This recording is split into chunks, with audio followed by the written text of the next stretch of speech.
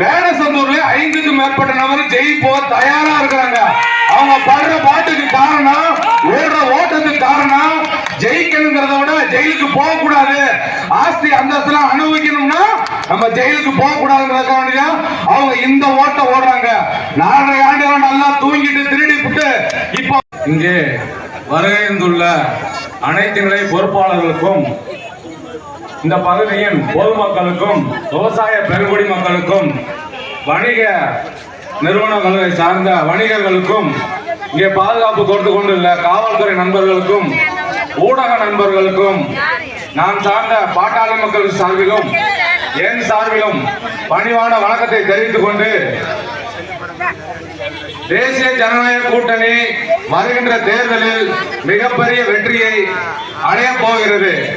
இதுக்கு உதாரணமாக கிராமம் முழுவதும் மக்கள் திமுக ஆட்சியை வீட்டுக்கு அனுப்ப தயாராக உள்ளனர்.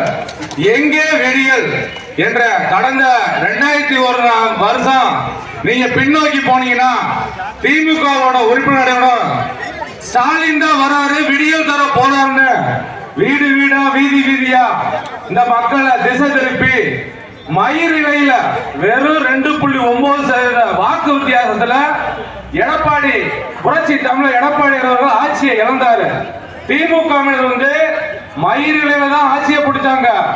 இதற்கு அவர் எடுத்துக்கொண்ட யுக்தி பாத்தீங்கன்னா, சினிமாவில் நடிச்ச நாய் முதல் உச்ச நட்சத்திரம் வரை திமுகவுக்கு ஆதரவாக பிரச்சாரம் செய்தனர். அதே போல யூடியூப் சேனல்கள், மீடியாக்கள் நல்ல தமிழ் வாத்தியார் போல நல்ல வலிச்சு சீவிட்டு மீடியாவில் பத்திரிகையாளர்கள் போர்வையில திமுகவின் கைகூலிகள் மக்களை திசை திருப்பி கடந்த முறை ஆட்சியை பிடித்தனர். இன்றளவும் கங்கணம் கட்டி கொண்டிருக்கிறார்கள்.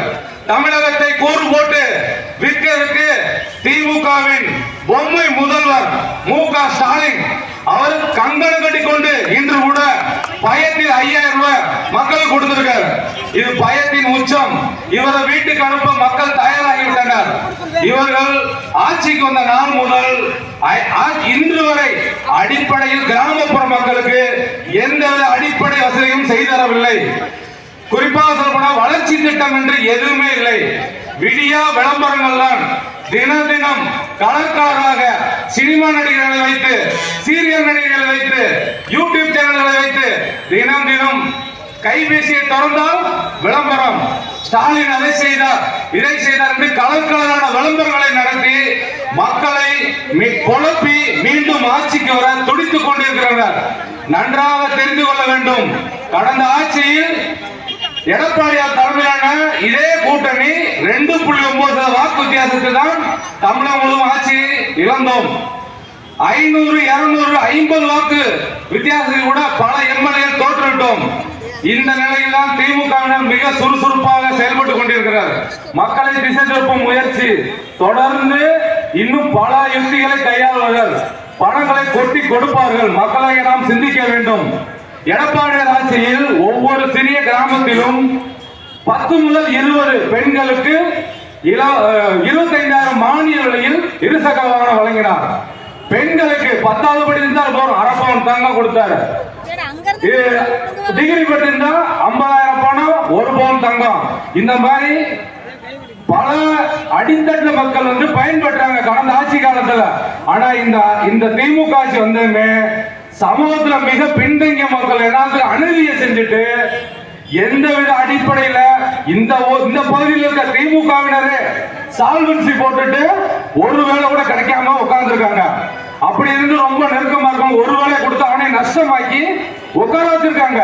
இதுதான் திமுகவோட நிலை. திமுக தமிழகத்துல ஸ்டாலின் குடும்பம் தான் முன்னேறும். அதே மாதிரி இங்கே திண்டுக்கல்ல பெரியவர் குடும்பம் தான் முன்னேறும். ஆனா நம்ம எல்லாம் முன்னேறணும்னா எடப்பாடி ஆட்சி வரணும், தேசிய ஜனநாயக ஆட்சி அமையணும். அதுக்கு நம்ம எல்லாம் என்ன பண்ணணும்னா இந்த தேர்தலில் திமுக இங்க 5000 ரூபாய் கொடுக்க தயாரா இருக்காங்க. ஏன்னா வேடசந்தூர்ல ஜெயிச்சா ஆட்சியை பிடிக்கிறாங்க. சென்டிமெண்ட்ல 5000 ரூபாய் கொடுக்கலாம். நான் இன்னைக்கு சொல்றேன், எழுதி வச்சுக்கோங்க. மருதுவீரன் கோயில போய் மண் சோறு சாப்பிட்டாலும் திமுக ஆட்சிக்கு வரவே முடியாது. இந்த தேர்தலில் இதை எழுதி வச்சுக்கோங்க. திமுக 55 வாக்குறுதி வெறும் 13% நிறைவேற்றி இருக்கு. மீதி எதுவுமே நிறைவேற்றல. அவன் கொடுத்த வாக்குறுதியிலே தோத்து தோத்து போன கட்சி தான் திமுக. இந்த தோத்து போன கட்சிய வீட்டுக்கு அனுப்ப நம்ம தயாரா இருக்கணும். நம்ம தயாரா இருக்கணும். மக்களை குழப்பிதான் கடந்த ஆட்சி, அதாவது சுதந்திர காலத்துல நீங்க தேர்தல் வரலாற்றை பாத்தீங்கன்னா திமுகவை விரும்பி எந்த தேர்தலையும் அவங்க வெற்றி பெற்றதா வரலாறே கிடையாது. அண்ணாதுரையை தவிர அதுக்கு பிறகு கருணாநிதி ஒரு முறை கூட மக்கள் விரும்பி தேர்ந்தெடுத்தது கிடையாது. இது மக்களா ஏன்னா நிர்வாகிகளாம மனசுல வச்சுக்கணும். அதே போலதான் மக்களை குழப்பி திசை திருப்பி மோடி, அதாவது யூரின் கூட இன்னைக்கு மோடி காலையில தூங்கி வச்சா கூட மோடின்னு சொல்லிட்டு மோடி இன்னைக்கு தமிழகத்தில் இருக்க 9 கோடி மக்களுக்கு மோடி அறியப்பட காரணமே திமுக தான்.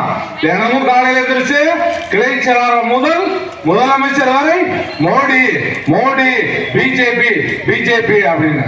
பிஜேபி என்ன சொல்றாங்க? நேர்மையான ஆட்சியை கொடுக்கணுங்கிறாங்க, நேர்மையான நிர்வாகம் கொடுக்கணுங்கிறாங்க. இந்தியா முழுவதும் ஆண்டுகிட்டு இருக்கு.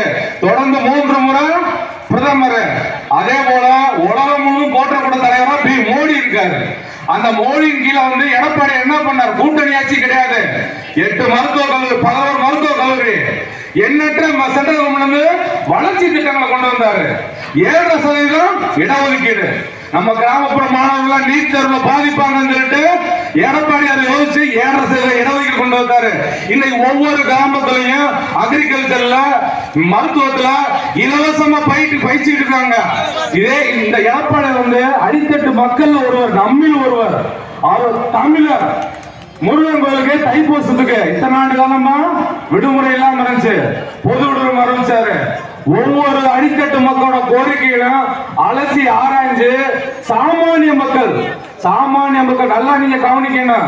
ஏழை எளிய சாமானிய மக்கள் பயன்பெறும் திட்டத்தை கொடுத்தவர் தான். 4.5 ஆண்டுகள் மிக சிறப்பான ஆட்சி. ஒரு குற்றமுறையோட சொல்ல முடியாத ஆட்சி திமுகவினர். அவரோட வளர்ச்சி, அவரோட சாதனை திட்டம் சொல்ல மாட்டாங்க. அவரால் எந்த சாதனையும் நிகழ்த்த முடியாது. ஏன்னா திமுகனாலே ரத்தத்திலையும் பிறப்புலையும் எல்லாத்திலையும் அது திருட்டு கூட்டங்கிறது உலகறிஞ்ச விஷயம். அவன் என்ன பண்ணுவான்? மக்களை குழப்பி ஆட்சிக்கு வருவான். 4.5 வருஷம் தொடர்ந்து ஆட்டையை போடுறத வேலை. இங்க இருக்க நிர்வாகிகள் எடுத்துக்கங்க. இந்த டீ கடையில் திமுகவினரோட 5 ஆண்டு முன்னாள் பொருளாதார வளர்ச்சி என்ன, இன்றைய பொருளாதார இந்த டீ கடையில கேட்டா சொல்லிடுவார் அந்த டீ கடை நடத்துறவரு. அந்த மாதிரி அவங்க பொருளாதார வளர்ச்சி விண்ண நோக்கி போய்கிட்டு இருக்கு. ஆனா மக்களாக நாம அடிப்படை வசதிக்கு திண்டாடிக்கிட்டு இருக்கோம். குடிநீர் தட்டுப்பாட்டை 70% பரமசுமா இருக்கும்போது குடிநீர் தட்டுப்பாட்டா குறைச்சாரு. இன்னைக்கு மீண்டும் பின்னோக்கி போயிருச்சு வேடசந்தூர் பகுதி. எங்கேயுமே குடிக்கிறது குடிநீர் கிடையாது, எல்லாமே காசு போட்டு தான் வாங்கி குடிக்கணுங்கிற நிலைமைக்கு நம்மளை தள்ளிட்டாங்க. நம்மளை எப்பயுமே மன அழுத்தத்துல அடிப்படை பிரச்சனை கையாண்ட பிச்சை எடுக்க வைக்கிறது தான் திமுக காரனோட வேலை. அவனா மாடி மாடியா கோடி கோடியா கட்டிக்கிட்டு போயிட்டே இருப்பான். அவரோட நோக்கம் என்னன்னா காசு கொடுத்தா ஓட்டு போட்டுருவாங்க அந்த மக்கள். நான் என்ன சொல்றேன், நீங்க காசு எல்லாம் வாங்க, அவன் வச்சிருக்க காசு பூரா நம்ம காசு, நம்மகிட்ட கொள்ளையடிச்ச காசு, இந்த ரோட தரம் எல்லாம் போட்ட காசு. அதனால அவன் கொடுக்கிற காசெல்லாம் வாங்கிக்க. ஆனா ஓட்ட நம்மில் ஒருவர் எடப்பாடியாருக்கு ஓடுங்க, தேசிய ஜனநாயக கூட்டணிக்கு போடுங்க. தமிழகத்தில் ஆட்சி மாற்றம் கட்டாயம் வரும். இது மக்களுக்கான ஆட்சி. திமுக அரசு கிட்டத்தட்ட 10 கோடிக்கு 10 லட்சம் கோடிக்கு மேல கடனை வாங்கி குவிச்சுட்டான். அதாவது சுதந்திரம் காமராஜர் 10 வருஷம் இப்படி ராஜாஜி காலத்துல சுதந்திர காலத்துல வாங்கினது 4.5 லட்சம் கோடி. இப்ப 9 லட்சம் கோடி கடன் வாங்கிட்டான் தினசரி. அதாவது கிராமத்தை சொல்லுவாங்க கடன் வாங்கி கடன் கட்டுறவங்க உருப்ப மாட்டான்னு சொல்லுவாங்க. அவங்க திமுக காரன் கடன் வாங்கி கடன் கட்டி இவனுக்கு என்ன கவலை இல்ல. எவ்வளவு நம்ம தான் கஷ்டப்படுறோம். இங்க பாத்தீங்கன்னா தினம் இன்னைக்கு கூட அங்கன்வாடி பணியாளர் போராட்டம், ஆசிரியர் போராட்டம், ஊரக வளர்ச்சித்துறை போராட்டம், தமிழ்நாடே போராட்ட களமா மாறிட்டு இருக்கு. எங்கும் கஞ்சா, எதிலும் கஞ்சா, காவல்துறைக்கே பாதுகாப்பு இல்லாத சூழல் நிலவுது. இந்த நிலையில இந்த மோசமான ஆட்சியை வீட்டுக்கு அனுப்புறோம். நேரம் வருது, நம்ம பிள்ளைங்க நம்ம எதிர்காலம் நல்லா இருக்கணும், நம்ம தலைமுறைகள் வாழணும் அப்படின்னா நம்ம ஒவ்வொருத்தரும் கிராம பகுதியில் போய் நம்ம தேசிய ஜனநாயக கூட்டணிக்கு வாக்களிக்கணும். தேசிய ஜனநாயக கூட்டணி கடந்த காலத்தில் செய்த சாதனைகளை மக்களுக்கு எடுத்து சொல்லணும். அதனால நம்மளால ரொம்ப விழிப்போட இருக்கணும். அதே மாதிரி பாத்தீங்கன்னா வருங்காலத்துல இடி இன்னைக்கு திமுக இந்த பாடுபடுறதுக்கு காரணமே என்னன்னா இடி ரைடு. எல்லா அமைச்சரும் ஜெயில் போறது உறுதி. திமுகவினர் எல்லா அமைச்சரும் நம்ம ஆட்சிக்கு வந்த ஓராண்டுல ஜெயில் போறது உறுதி. வேடசந்தூர்ல 5க்கும் மேற்பட்ட நபர் ஜெயில் போக தயாரா இருக்கிறாங்க.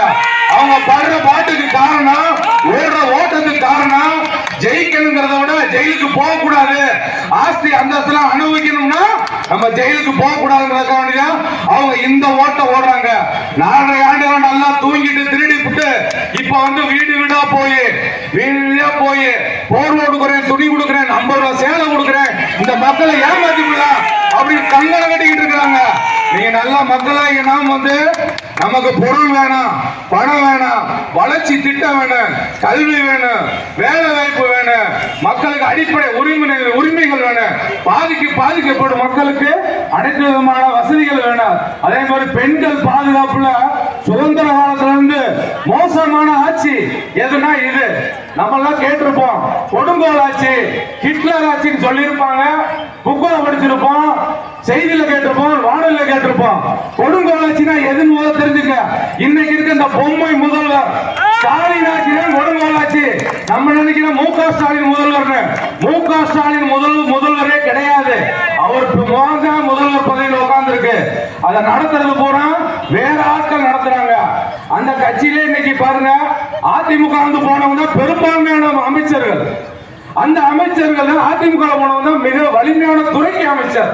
ஏன்னா அந்த கட்சியில காலங்காலமா இருந்தவனுக்கு திமுக குடும்பம் எது செய்யாது. ஏன் செய்யாது? அவன் நம்ம ரத்தம், நம்மளை ஃபாலோ பண்ணி நம்மளை காலி பண்ணிடுவான்னு அவங்களுக்கு தெரியும். அதிமுகவினருக்கு வந்து முக்கிய பொறுப்புகளை கொடுத்துட்டு மொத்த அமைச்சர்ல 6 அமைச்சருக்குள்ள திமுகவோட பரம்பரை திமுகவினர், மற்ற எல்லாமே நம்ம கட்சியை சேர்ந்தவங்க, நம்ம அதிமுக சேர்ந்தவங்க. இந்த நிலையில எடப்பாடி வந்து ஒரு சிறப்பான கூட்டணி அமைச்சிருக்காரு. நம்மெல்லாம் வந்து நம்ம கிராமப்புற பகுதியில் வந்து இந்த கூட்டணி, இந்த ஆட்சியின் சித்து வேலையெல்லாம் சொல்லி நம்ம வரக்கூடிய ஆட்சி நம்ம ஆட்சி. அதனால வந்து மக்கள் தைரியமா இருங்க, நமக்கான எல்லா தேவைகளையும் செய்து கொடுப்பாரு. இங்கேயே பாத்தீங்கன்னா அன்பும் அரணும் உடைத்தாயின் இல்வாழ்க்கை பண்பும் குரல்லாம் சொல்லி திருமண வாழ்க்கைக்கு நம்ம சொல்றோம். இந்த மாதிரி வந்து ஆட்சி வந்து சிறப்பான ஆட்சி.